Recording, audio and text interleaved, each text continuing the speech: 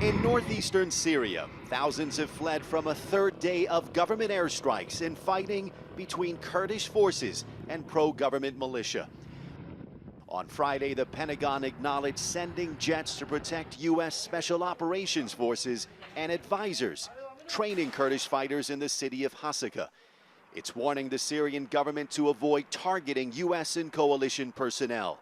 A Syrian military official says the air raids are in response to Kurdish forces attacking government buildings and committing what he calls crimes against civilians. Despite all the attempts to end the situation and re-establish calm and stability in the city, the Kurdish security force didn't respond and continued to commit their crimes, aiming to take control of Hasaka city, which led to a proportionate response from the Syrian Arab army. Throughout the Syrian conflict, government forces and Kurdish fighters have mostly stayed away from one another. The Kurds have focused on holding territory in the north and helping U.S.-backed forces fight ISIL. Government forces have taken aim at opposition groups fighting to topple President Assad. If the bombing of Kurdish-held territory signals a strategy shift by the Syrian government, it'll be one that could be welcomed by Syria's neighbor to the north, Turkey. Turkey has long viewed Kurdish separatists in the region as its #1 threat. The Turkish government is an important NATO ally in the conflict and a supporter to some of Syria's leading opposition groups. But in recent weeks, the Turkish government has renewed ties with Syria's allies, Russia and Iran.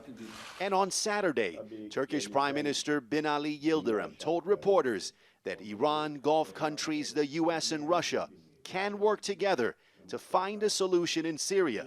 Analysts believe we're seeing that cooperation at work. For now, I mean, there are two regional powers, which is Turkey and Iran. They are very concerned about the establishment of an independent Kurdish entity in the north of Syria. And the Syrian regime of Bashar al-Assad, of course, I mean, shared them this concern. So I think the three powers now, they have common interest in confronting the Kurds.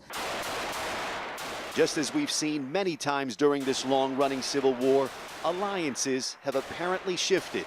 The immediate consequence is more violence and suffering for civilians. Reza, Sayah, Al Jazeera, Gaziantep, along the Turkish-Syrian border.